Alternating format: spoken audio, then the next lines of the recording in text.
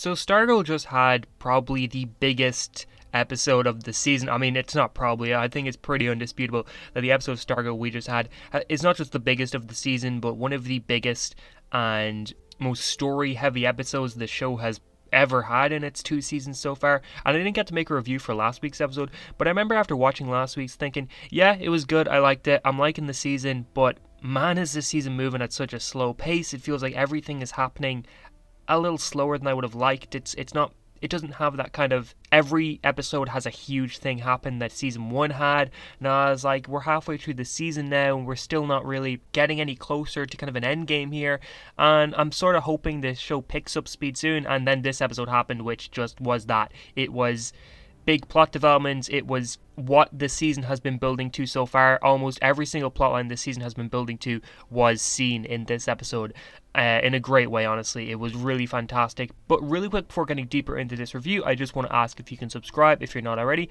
I make DC and Marvel videos every single week, and new subscribers really do help to keep up the motivation to make new videos. But yeah, a lot happened this episode. So the main thing in this episode, or what it appeared to be the main thing in this episode, was that the ISA, the new one that Cindy's kind of creating, was going to butt heads with Courtney's JSA. So we were finally going to get kind of the confrontation there that we've been building to for a lot of this season. And I honestly expected this to be a season 3 plotline. I was thinking when we were doing all of this that, alright, they're going to slowly plant the seeds for this version of the ISA over the season. Maybe at some point Cameron will join up. Obviously last episode he kind of decided he wasn't going to join, or he wasn't really listening to whatever the hell Cindy was talking about.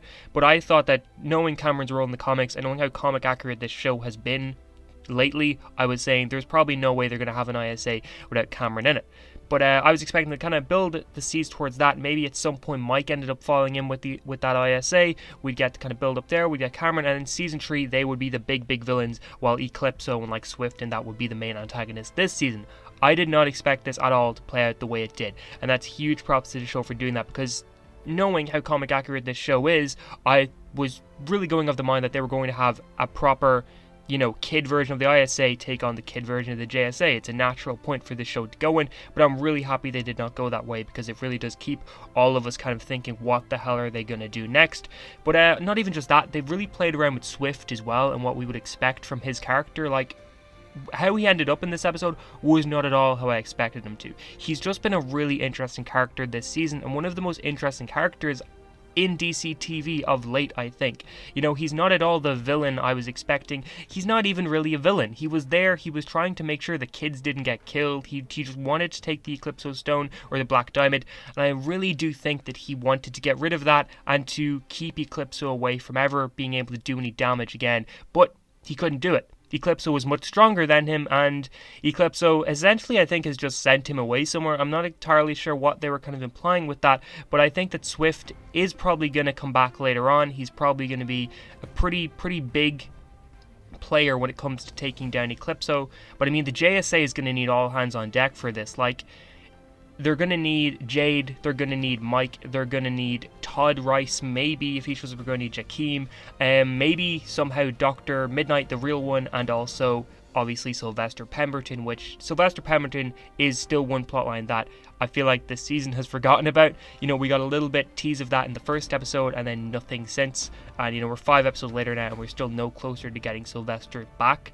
But speaking of Sylvester Pemberton and Mid-Nite and that part of the JSA, I think it might be kind of clear now what the JSA episode is going to be this season. If you don't know, we're getting a kind of a flashback episode focused on the original JSA. I think they've said it's episode 9. That's when the John Wesley Shipp's version of Jay Garrick will be showing up in. He'll probably be playing the Earth 2 version of Jay Garrick. I doubt we'll be seeing like the Earth Prime version of Jay Garrick, but I think it's pretty clear now that that episode is probably going to focus on that JSA and how that JSA was able to take down Eclipso, because Pat said that the original JSA were able to take down Eclipso one time. So I think that the new JSA are going to look into the files, or Pat's going to tell them how the old JSA took down Eclipso, and then like while Pat's explaining that to us, we'll be seeing it through flashbacks and all that, which I'm really excited for that. That's going to be a great episode. But yeah, I think that makes a whole lot of sense for what it is. I'm expecting probably something big to happen at the end of episode 8 to kind of set up a flashback-centric episode, because the Arrowverse shows, or the DC TV shows, love to do that. Superman and Lois is the most recent show. Episode 10 ended on a huge kind of oh no cliffhanger sort of thing, and then episode 11 was all very flashback focused. Arrow used to love doing that. You know, they'd have episode 14 of season 1, or sorry, episode 13 of season 1 would end on a big cliffhanger. Episode 14 was an island focused flashback. In season 2, episode 14 ended on a big cliffhanger. Episode 15 was a big flashback episode. So it's just kind of a natural thing for these shows to do, so I think it's likely we'll be seeing something like that. But speaking of the original ISA, and Artemis in particular, she was a really interesting character here. You could really tell that in her stunts they incorporated a lot of both Sportsmaster and Tigress's stuff into her character, which I thought was a really, really good way. Her costume looks awesome. I'm really interested to see if she's going to be a villain for the rest of the show. Artemis in the DC universe or in the comics is a very flip-floppy kind of character. Young Justice is probably the version most people know of, where she's more of a hero than she is a villain. So I'd be really interested to see if she's going to stay as kind of a villain for her tenure in the show, or if at some point she's going to join the JSA. I could totally see it being a case where now that she's watched Eclipso kind of just completely kill Isaac, trap Cindy in the whatever the Eclipso realm is called, which by the way, I don't think Cindy's dead. I think what they showed was very similar to how we saw Dr. Mid-Nite get sucked into that realm in the very first episode of the show. So I think it's likely Cindy's probably in there with Mid-Nite. But yeah, and speaking of Artemis, I think it'll be really interesting to see if she does join the JSA. Maybe now that she's seen what Eclipso can do, she joins up to fight them. I also love the moment where she said to Isaac, don't kill Pat because he's a friend of her father's. That was just a really tiny moment that I absolutely loved, and I honestly think it's really cool now that like Croc kind of considers Pat a friend. Like, that's really interesting. I love that, honestly. I got very for vibes, I got very Civil War, like Captain America Civil War and Avengers Endgame, or Avengers Infinity War is more of an apt description, vibe from this, in that Civil War is like they tore the Avengers apart. That's the reason why they lost in Infinity War. I think Kevin Feige or the Russo brothers, somebody came out at some point and said that if the Avengers did not go through Civil War, so if like they were assembled during Infinity War, they wouldn't have lost to Thanos, like they would have won. And that's kind of the vibe I got here, where it's like if the ISA hadn't attacked the JSA before all of this happened, like if they hadn't captured Mike, if they hadn't taken down Stripe, if they hadn't injured Pat, and the JSA was assembled, I think it's likely that they would have been able to stop that Eclipso situation before it got out of hand. I think that obviously if Eclipso wanted to get out, he would have gone out, but I think that they would have been able to shut it down before Cindy could have released Eclipso. So I think that's kind of cool to think about here, that in the ISA's attempt to stop the JSA, they ended up kind of dooming themselves, which is interesting enough. That whole fight was just fantastic. That's the first big fight of the season. Like, when you think about it, we really haven't gotten much big fights this season, or any costume sequences at all, but there were so many great moments in that fight. I loved how they were giving Beth some stuff to do, like how she found Mike, how she used her goggles to kind of display the prison pictures of Croc and Tigress, to kind of distract Artemis, because that's one thing that I feel like in the fight so far they haven't really shown Beth do a whole lot, so I like that they were giving her stuff here. Rick was the real G of this fight. Like, he was taking hits and he was dishing out hits like crazy.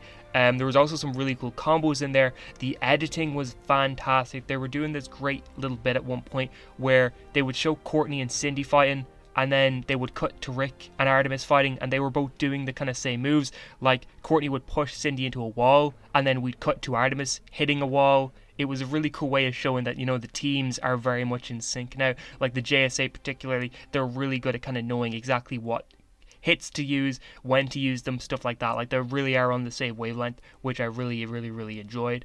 But that fight was just, yeah, overall great. I really, really, really enjoyed this episode. I was getting a little bit worried we were taking too long to really get anywhere substantial, and that the season, while still good, probably wouldn't reach anywhere near the highs of season 1. But this episode does give me hope that the rest of the season is going to be big. It also gives me hope we're going to get some great stuff with the main JSA members in terms of like Courtney, Rick, Yolanda, Beth, because they have kind of been the characters that have taken a backseat this season, but it makes sense now why they were trying to set up the new characters for this climactic moment. So now that we have this moment out of the way, I think we're going to see a lot more focus on the new JSA members, or I guess the kid JSA members. So I'm really excited for that. But how did you feel about this episode? Did you like it? Did you hate it? I'm not entirely sure if Stargirl reviews are going to be coming out very regular anymore, because I start college again next week and I'm going to be doing that full time. So I think it'll be very hard probably to get videos done. So it might just be a season 2 review, maybe some rankings every now and then. I don't think I'll be able to do kind of regular reviews, unfortunately. But if you enjoyed this video, please remember to like, share, subscribe, and all of that. And I hope you have a great day.